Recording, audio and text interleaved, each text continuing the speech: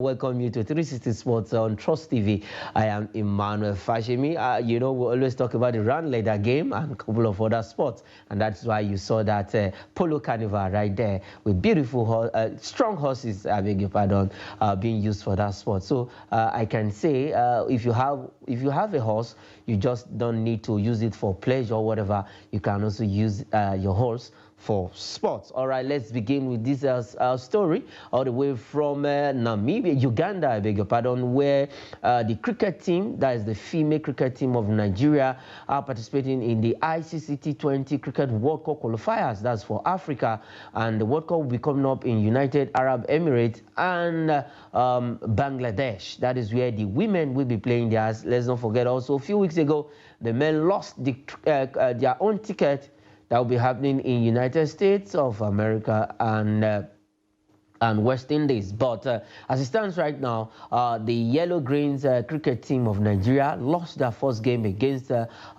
host, Namibia. But at the end of it all, they still have to celebrate the inspirational captain, Blessing A-Team, for his 50th appearance for the Yellow Greens cricket team as a women's team of Nigeria. Fantastic one. This lady has done a lot when it comes to cricket in Nigeria, and then in Nigeria and in Akwa Ibom State.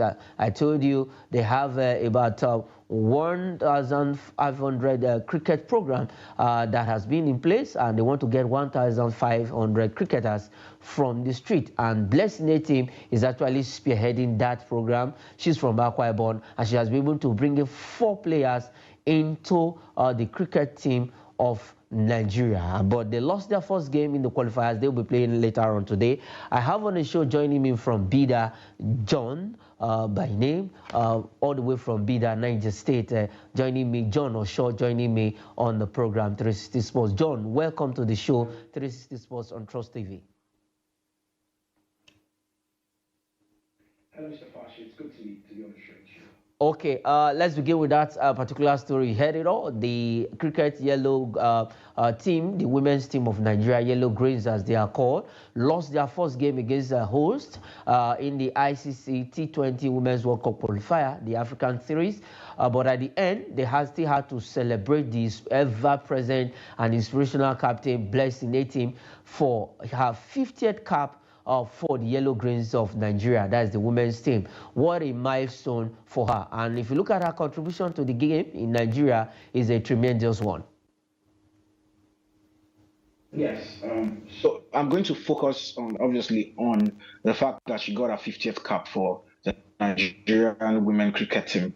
Now, when you look at the effect she has already had, like you stated, she has influenced 4 people from who are currently in the team.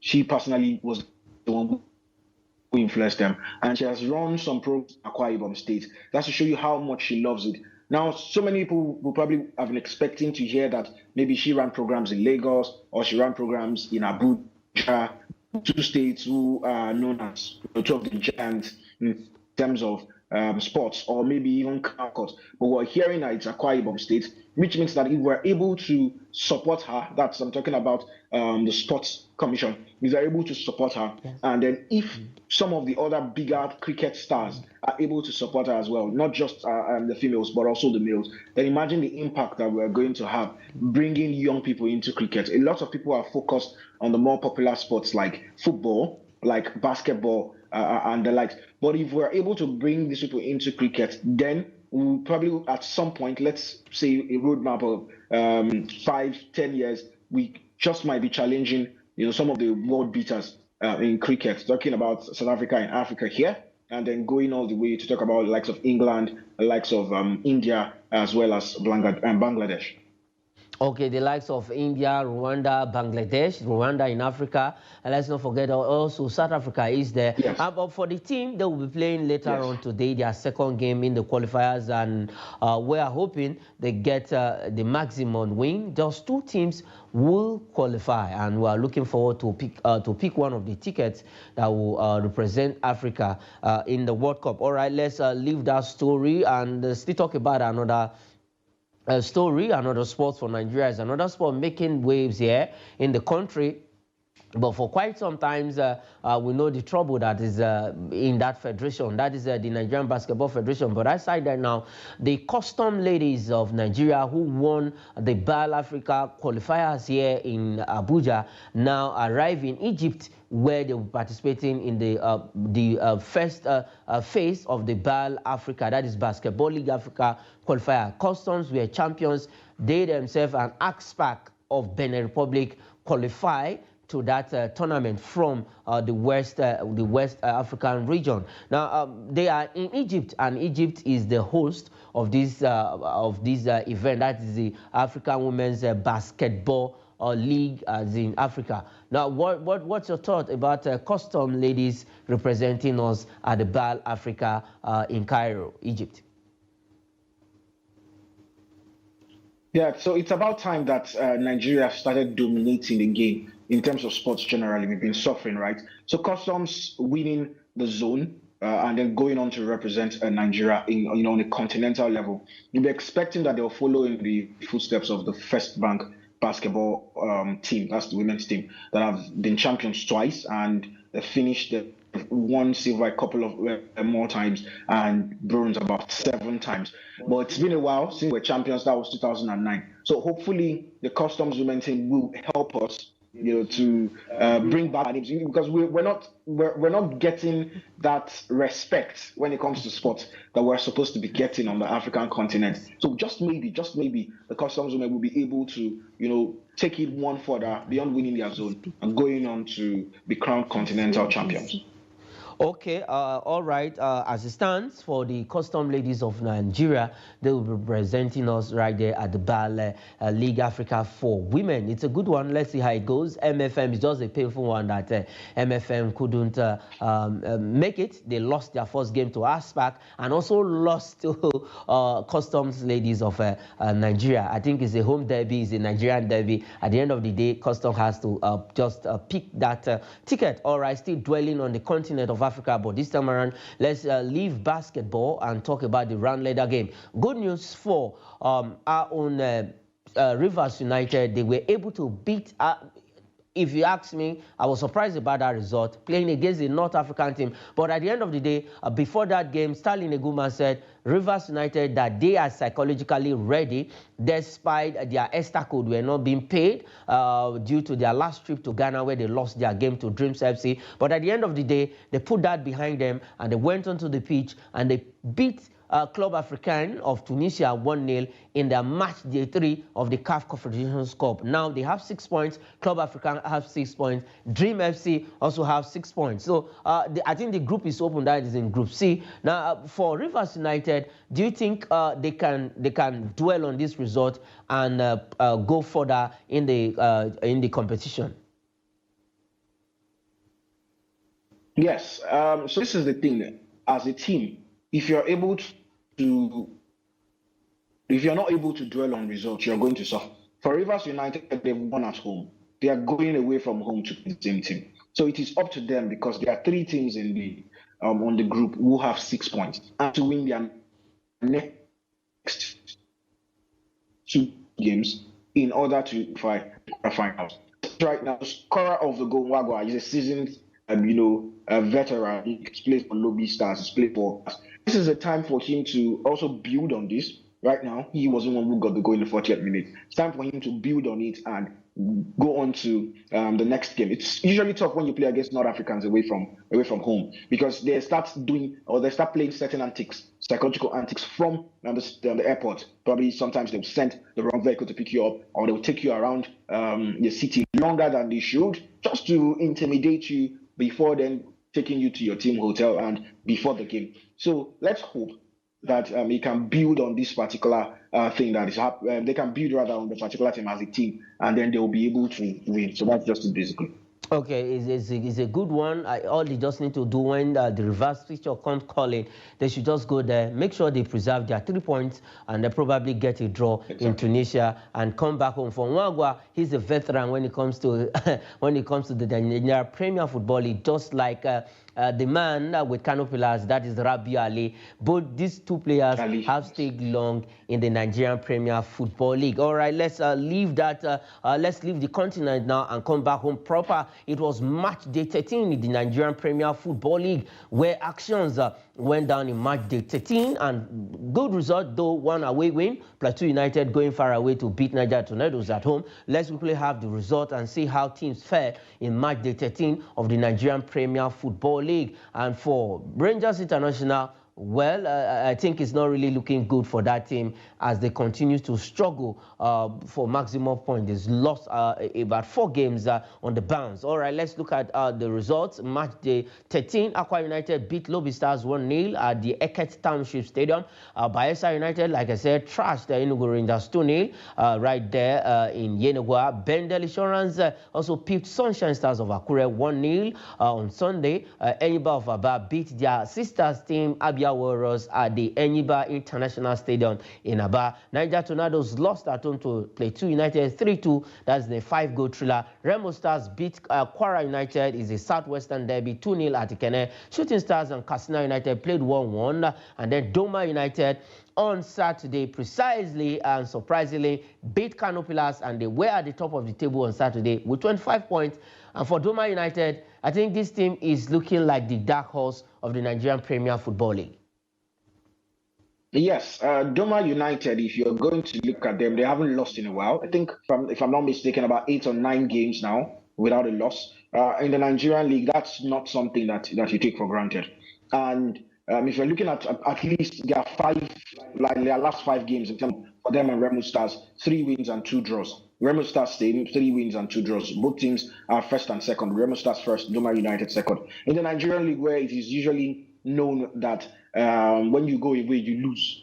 Or the best you can get is a draw. And then when you come home, you have to win. For these guys to have avoided defeat, despite going to play away in the last few games, it shows how good they are. But they both won their games at home. That's Remo Stars 2-0 against Kwara United and Doma against Kano Pillars. And the pick of the bunch was Plateau United going away from home to get the only away win of the match day against Niger Tornadoes, a tough opponent. That's fantastic. That's fantastic one. It's match day 13 in the Nigerian Premier Football League. And the league, the table is a nice one that the competition in the league right now is top-notch, because we've been seeing teams going to the top of the table. At some point, Enugu Rangers was there, Remo Stars, Lobby Stars. It's a good one. Let's see how the league ends at the end of the day. And for Doma United, can they really win the Nigerian Premier Football League? At the end of match day 38, we'll know who's the champion of the Nigerian Premier Football League. All right, let's look at the table of how teams are standing in after match day 13 and see those who moved up and those who moved down. All right, Remo Stars went back to the top of the table just in space of 24 hours with 26 points after 13 games, having 10 goal difference. Doma United is second with 25 points. Lobby Stars is on the 3rd position with 23 points, and Enyiba of Aba is on the 4th position with 22 points. We have Bendel Insurance on the 5th position with 20 points. Plateau United, after that win, moved to 6th position with 19 points, and Shooting Stars of Ibadan is on the 7th position with 19 points also. And Kano Pillars, they lost to Doma United 1-0. They are on the 8th position with 19 points. Abia Warriors lost to Enyiba, who still remain at the 9th position with 17 points. And Sporting Lagos, who also won their game, moved to 10th position with 16 points. Let's look at the flip side of the other table. Let's have the second side of the table and see how other teams are remaining. We have Sunshine Stars on the 11th position with 16 points. Enugu Rangers, they lost. They still remain 12th position with 15 points and 1 goal difference. We have Kwara United on the 13th position with 15 points. Gombe United is on the 14th position with 15 points. Katsina United, 15th position with 14 points. And Heartlands is now back to the 20th position after they won 2 games on a bounce. They have 10 points and occupying the 20th position. I think Kennedy Bubuye did not have answer to their match over the weekend. That is how for Rivers United, here on the 18th position, they've played lesser game than every other team in the Nigerian Premier League. Just 9 games they've played, while others have played 13 and 12, but they have just played 9. And if they can win their remaining, their standing games, definitely Rivers United should be at the top of the table. All right, let's leave the shores of Nigeria quickly and head straight to Europe. In the English Premier League, there were actions over the weekend. Manchester United woes continue. Chelsea woes continue. The blue, it was not blue for them at the weekend. And for Manchester United, Old Trafford came down falling in the hands of Bournemouth. And for Manchester City, they got a scare, but they were able to at least win that game against Luton Town. 2-1 it ended, courtesy of Bernardo Silva goal, and they actually got that 3 points they needed. And for Tottenham, wow, they had to trash Newcastle United. All right, let's look at the table. Let's see how the teams are standing. We have Liverpool, who are at the summit of the table with 37 points. They won their game against Crystal Palace. 2-1 it ended. That was on Saturday. Arsenal lost to Aston Villa, who have 36 points, and Aston Villa is on the third position with 35 points. Just 1 point separating them between Arsenal and then Manchester City. After that win, they have 33 points, and they are on fourth position. For Tottenham, they've added to their points. They are now 38 points on the fifth position. Manchester United, after that loss, they still remain sixth position with 27 points. Newcastle 7th with 26 points. Brighton is on the 8th position with 26 points, and West Ham is on the 9th position with 24 points. And Fulham had to trash West Ham 5-0. It ended. They are on the 10th position with 21 points. Quickly, John, I don't know, the English Premier League is looking so interesting for match day 16. Surprising result coming in match day 16 of the English Premier Football League. Yeah, so when you look at the EPL and you look at the nature of games happening in the EPL, it doesn't surprise me, right? Because there's something about the Premier League. You should be ready for surprises every week, right? There's something very, very interesting, right? Remember when Chelsea defeated Tottenham 4-1, and then Newcastle caught Chelsea, flogged Chelsea, whooped them 4-1. And then the same Newcastle met Tottenham and then were beaten 4-1. So everybody, decided to defeat each other. And it was Newcastle's down this weekend, losing to Tottenham Hotspur. They had to bounce back from, their poor run of form. For Fulham, fantastic team. When you look at the performance that they had against the West Ham that are giant slayers. And I think the team that we should be, praising right now are Everton.